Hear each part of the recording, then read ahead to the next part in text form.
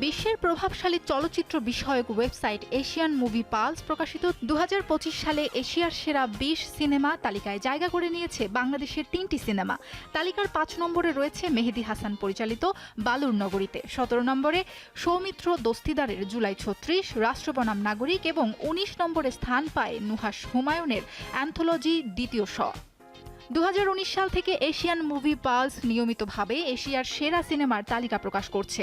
শৈল্পিক গল্পবিন্যাস, অভিনব উপস্থাপন কৌশল, ভিন্নধর্মী জনরা, রাজনৈতিক ও সাংস্কৃতিক বাস্তবতা এবং উৎসব কেন্দ্রিক আলোচনার ভিত্তিতেই এই তালিকা প্রণয়ন করা হয়।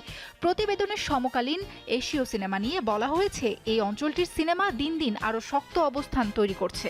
একসময় যেসব দেশ সিনেমার দৌড়ে পিছিয়ে ছিল, তারা এখন শৈল্পিক ও সাহসী নির্মাণে এগিয়ে আসছে। ইতিহাস, স্মৃতি এবং রাষ্ট্রীয় সহিংসতার প্রশ্নগুলো নতুন দৃষ্টিভঙ্গিতে তুলে ধরছে এসব সিনেমা, যা আন্তর্জাতিক পরিসরে তুলনামূলকভাবে বিরল।